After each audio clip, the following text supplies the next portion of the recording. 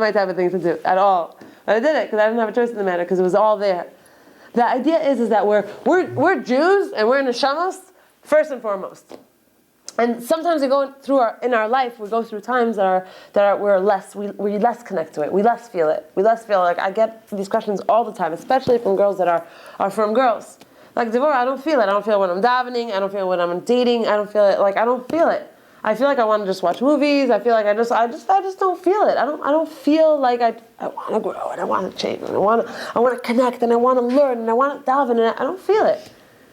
And I just want to say something. I want to say that you should know that first and foremost, we're Yidden. We're Jews. We're Jews. It's all in there. It's all in there. The layers that are on top of it could be from many different things. It can be from not putting your mind to it and really trying, or really, really wanting to connect, or asking Hashem in your own words in your car, screaming and crying, Abba, help me. I want to connect to you for real. I don't want to be a robotic Jew. I don't want to just go through the motions. I want to be alive in what I'm doing, in general, and everything in my life. If I'm a friend, I want to be an amazing friend. If I'm a wife, I want to be an amazing wife. I want to be amazing at what I'm doing. I want to have an amazing experience on this planet.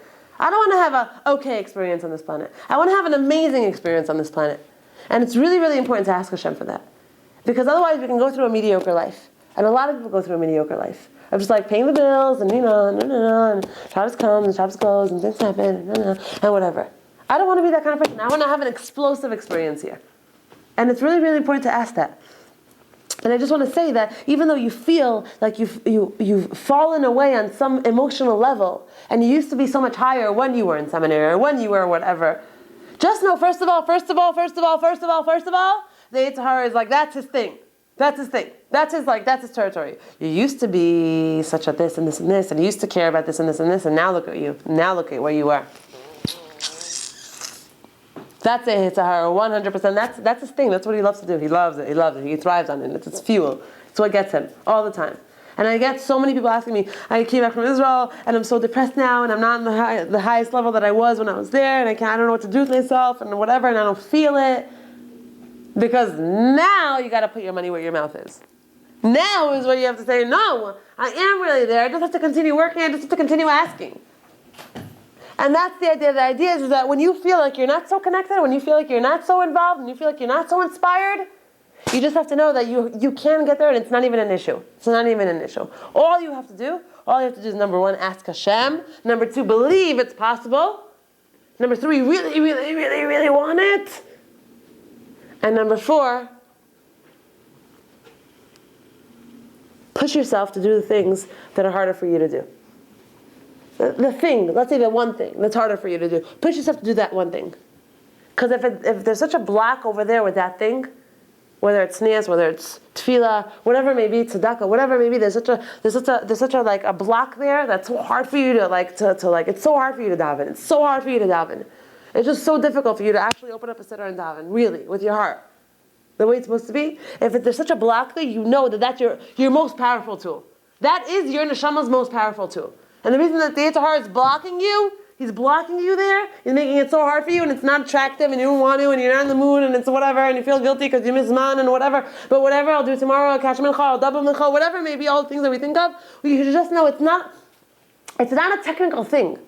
It's a very real thing. The thing that's hardest for you to do, you should just know that is your gold mine. That's where all your power lies. There, and that thing. But the Yetzer Hara, he does a very good job blocking us. That's his job. That's what he's here to do. Block us. Make this game difficult for us, so we can really get rewarded when we succeed. That's the idea. It says here like this, and we're almost finished. What happened to them?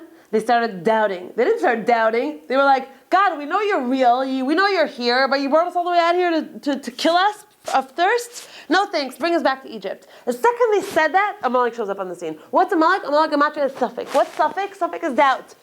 The second we start doubting Hashem, even when things are difficult in our life, even when we don't have food and we don't have drink and we don't have, boys are not being offered to us and we're not succeeding in school or in our job or with friends or whatever it may be, the idea is to always know that I can't all of a sudden start saying, what, you did this to me to whatever, and then we can't. We can't all of a sudden say, what, I did so much. I try to be so good. I try to be whatever, and my life seems always like I'm always behind, or things are always not working for me, or things are always so hard, or I'm having such a hard time catching up, or I'm such a bad student, or whatever it may be, or whatever is going through our heads, and we all have it on some level. So don't be like my life is perfect. No, my life is perfect. Everything's good. No, don't be that way. Okay, everyone has it. The fact that we don't share, that's a different story, but we all have it. This person's sick. This person's sick. This person, she does so many mitzvahs, she does so many things, and you made her sick? The second there's stuff fake, the second we start asking stuff like that, like what's up, God? The second we do that, a Malik shows up on the scene. What's a Malik? There's this doubt. What happens? The minute we start doubting our ruchnius, the minute we start doubting our mission, the minute we start doubting our purpose, who we are, where we come from, our meaning here. The minute we start doubting any of these things, a Malik shows up. And what's a Malik's job? What's a Malik's job? What are they famous for doing? Karcha b'derech. They turn us off. We just become robotic. Robotic. We know we have to do it. Tzchar ve'onish. We don't want to burn in hell. Okay. We'll keep Shabbos. Okay. We'll eat the filthy fish. All right. Okay. Yeah. Yeah, for sure. No, for sure. I'm going to do everything. For sure. No, for sure. But like, am I in it? Am I alive about it? Am I crazy about it? Do I want to ignite the whole world with it? Relax, Devorah. Chill. That's a Malik. A Malik is chill out. That's what they were known for. They cooled us off. We were on fire and they cooled us off. That's what they're known for. But that's the second we start doubting that Hashem is with us. Because doubt equals a Malik. A Malik equals chill. Chill equals chill in everything that I'm doing in my life. Just chill. I'll do what I'm supposed to do. I don't have to be fanatic about it, okay? I love that word. I don't have to be fanatic about it. Yes, you do have to be fanatic about it. Because otherwise, why are you alive? Why are we here for 70, 80 years? Why are we here? What are we doing here for this time? What are we doing here? To just be like quasi, like alive? Just get excited about going shopping and going to a party or going to a wedding and like that's it? That's what we're here to do? To get excited about those things? We're supposed to be on a high all the time. Life is supposed to be amazing all the time. We're supposed to be like excited to breathe and be alive all the time. And it's supposed to happen to us by organically, just by the fact that we're invested in this thing called ruchnius. That's the ideal. That's what, and you can have it. You can have it. I just want to say one more thing here. He says here that I love this. This is amazing. My sister, I have 3 older sisters. So not the one right on top of me, the one on top of her. So she got remarried to this man, to this Israeli guy, and they lived in Brooklyn. Totally secular. Totally secular. Both of them totally secular. She came with 1 child from her first marriage, and we used to my parents used to go to her house for Friday night. My parents are also secular, you know that. And I remember once going with them. I remember once going there for Shabbos, even though there was no Shabbos, but I went there for Shabbos to try to make Shabbos on some level. I remember her husband walking in at 9:30 with his briefcase from work. And Shabbat Shalom, it's 9:30, Friday night. Shabbos is here for a while already. Hi, what's up?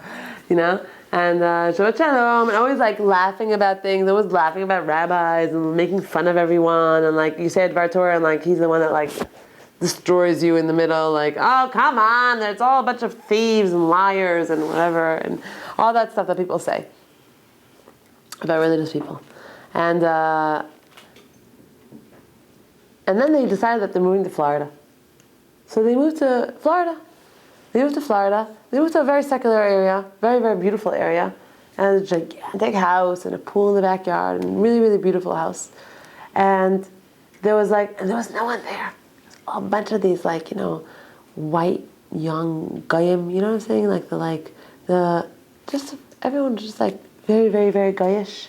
Very, very, very, very, very goyish. There's goyim and then there's goyim. They were like Christians, everywhere around them.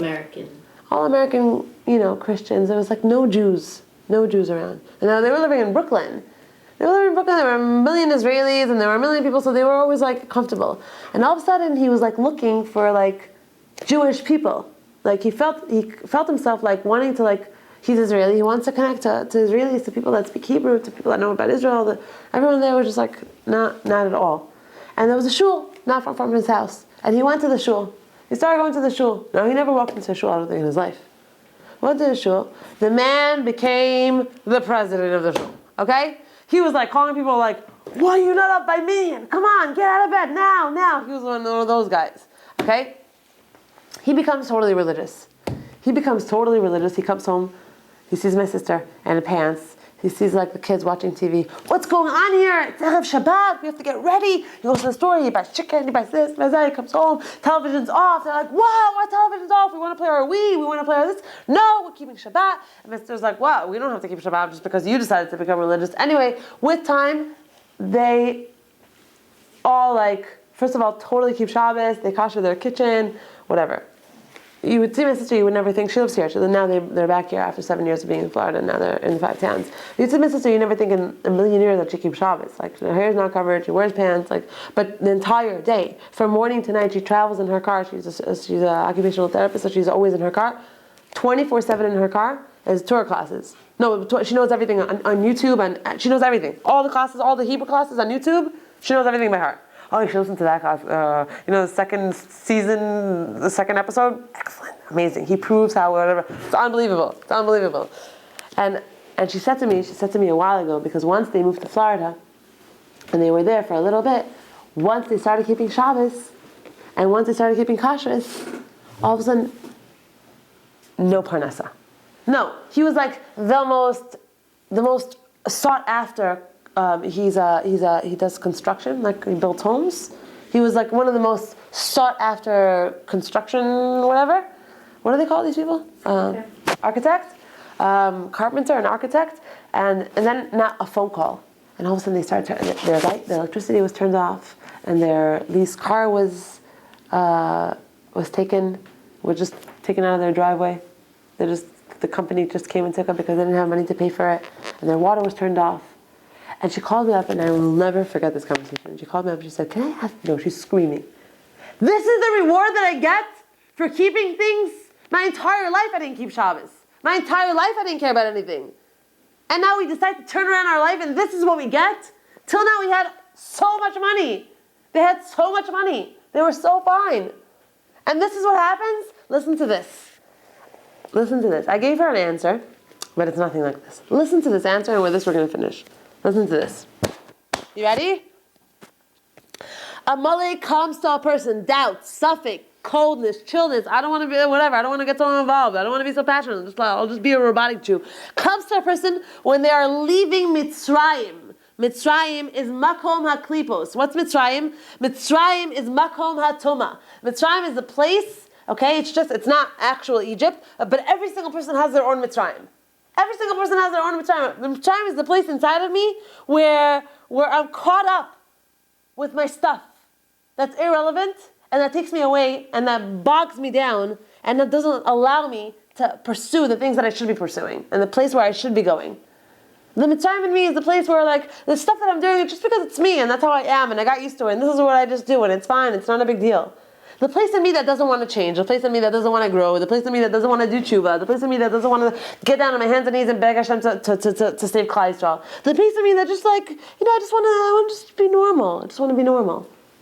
That's makom haklipos. That's makom hatuma.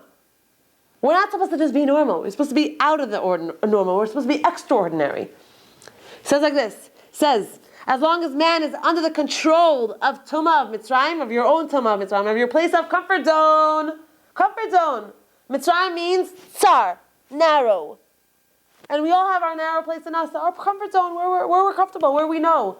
Place where we're familiar with, the things that we do. I don't want to dress this way now. I don't want to take more. I don't want to be more careful. Even if there's a hechsher and the thing, 1 second, everyone in the kitchen is Spanish. Everyone in the kitchen is Mexican. There's not one Jew there. 1 second. Maybe I should speak to someone. Can we ask for the Mishgiach? I have to be in charge of my own ruchnius. I have to be on top of things. Things are not just going to happen to me. I have to make them happen for myself. So as long as the person is under control of their own comfort zone, of their own tumah of Mitzrayim, Amalek doesn't interfere. Doubt, suffix, it doesn't interfere. It doesn't interfere. You're good to go. The Yetzer Hara leaves you alone. You're so okay with where you are, and so not pushing yourself to come out of what you're used to and push yourself to do things that are harder for you and break yourself here and break yourself there and sweat a little bit more here and sweat a little bit more there for the sake of getting to where you want to get to as a person. We're so okay that the Yetzer Hara leaves us alone because we're doing our own job. We're doing the job for ourselves. Listen to this. Once a Jew leaves his tumah, which means you go to the gym, you go on the treadmill. If you were on the treadmill for 10 minutes and you were basically walking because you're basically limping because you're talking to your friend and she's telling you something and you're like, whoa, and you get off the treadmill after 10, 20, 30 minutes of basically not walking, you did nothing. You lost what, 30 calories? Great, go have a sip of water. What'd you do? You did nothing. That's the idea. The idea is that as long as I'm chilling, as long as I'm floating in my life, I'm covering my elbows. I'm doing everything. I'm from. The idea is to get involved. The idea is to get in touch. That's the idea. The idea is to get connected to the spiritual realm. That's the idea. The idea is to become spiritually ignited. And it's supposed to come with halacha. But people got so stuck with halacha that they forgot that there's a whole other side to it. We're supposed to be on fire about our Rosh Hashem. I told you about that girl that I met in the Gourmet Glatt parking lot. I met this girl in the Gourmet Glatt parking lot that I know from camp from many years ago. She's from mother. She was packing her car. She's putting all her groceries in the back. And whatever. From wig. Putting her kids in. And she's like, oh, hey, Devorah, what's up? I was like, good. Listen, I'm giving a class tonight in Shifa. Come. And she's like, what are you giving it about? And I said, I don't know, Torah, life, God, the usual. And she says, Devorah, you know that I'm not into those things. No, I walked away and I was just like, I couldn't believe it. I couldn't believe she said it. Most people feel it. A lot of people feel it. Can I find a class? People say, I have this, I have that. Like she says straight up, Devorah, you know I'm not into these things. But you're wearing a wig, and you're keeping Shabbos, and you're raising your kids to have payas and tzitzis. What do you mean you're not into these things? So what are you doing? So you're flatline?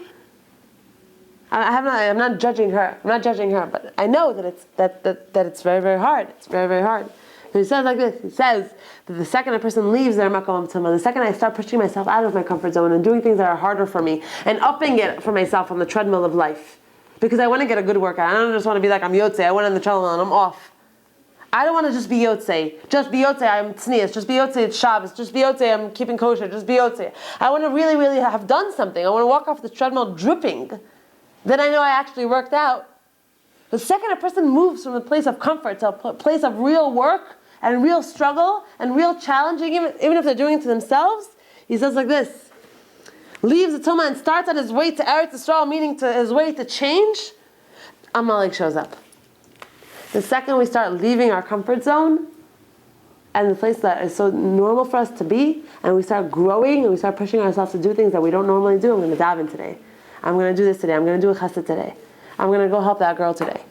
I'm going to do the things that I don't normally do, and I push myself out of my comfort zone and I up it for myself on that treadmill. Amalek shows up. This is exactly what happened to my sister.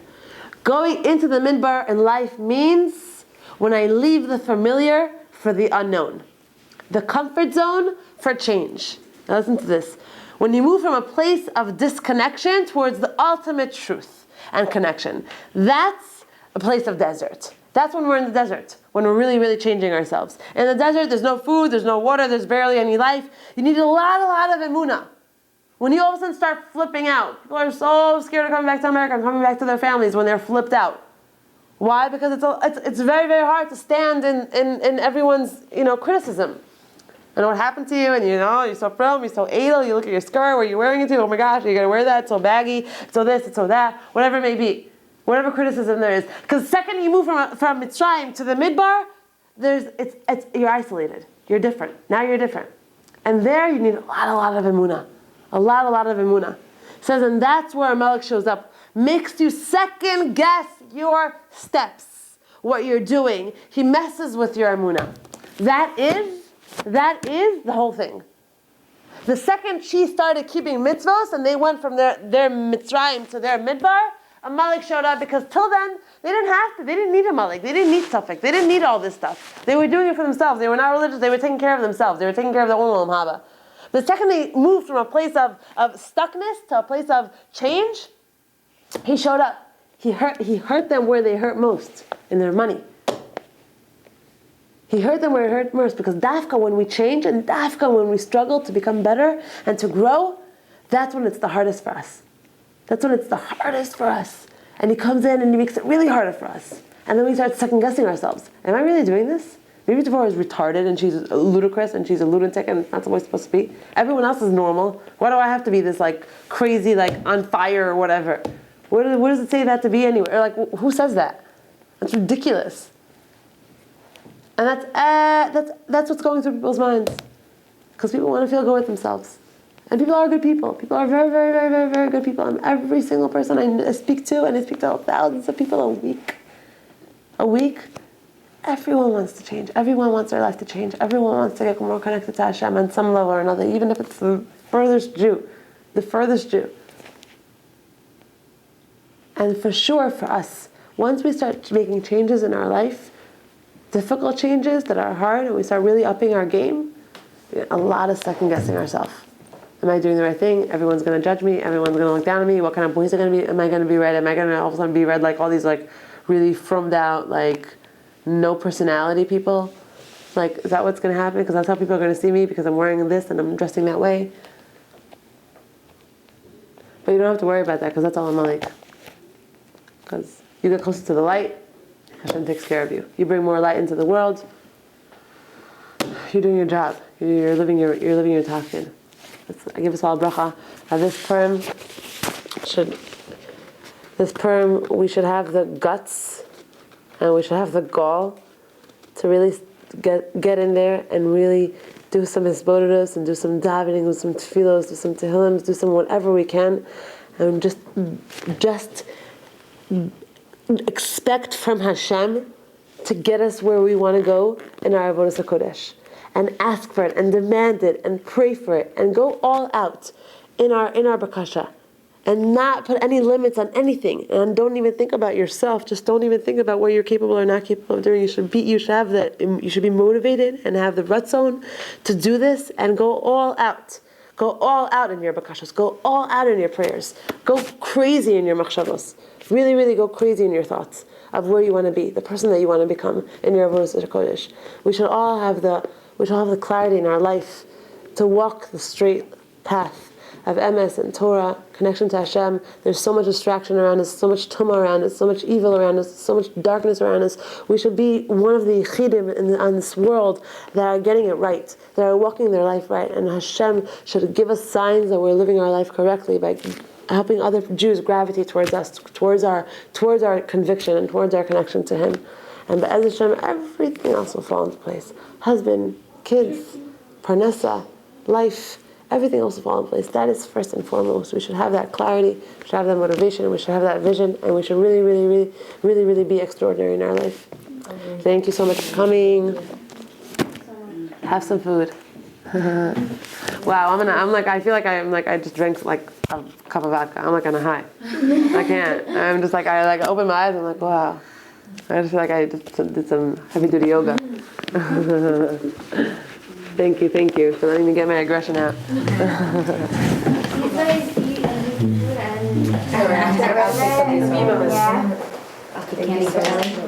You got married? Yeah. When did this happen? 6 months ago. Mazel tov. Thanks. I didn't know about this. Yeah. Did I? No. No, probably not, because the last time I saw you was Yeah, I think I was either engaged or for sure not married. Yeah. Yeah. Where do you live? You live around In here? Rockaway. Oh, you do? Where? Yeah, on Cornega. Nice. And I what? think very close to you. Yeah. Because you live on Nielsen and... Nielsen. I live between Nielsen and Namoki. Yeah. So I live Namioke. Nami, yeah, whatever. It took me like 6 months also to figure it out. So I live between there on Cornega. It's like, you know that big red house? It's not so big, like that brick red house across Okay. from that huge apartment. Oh, really? Yeah. Oh, wow. From that huge apartment building, that red house. Yeah. So in there. Oh, wow. Yeah. We're moving. We're moving on Sunday. Where are you moving We're to? moving to Bayswater. Oh, really? Yeah. Fine, we looked at an apartment there, but In Bayswater? yeah. I like Bayswater. I've been Yeah, in you like it? Rockaway. It's just so noisy. Yeah, for sure it's quieter and whatever, but I don't know, I feel like it's more Out.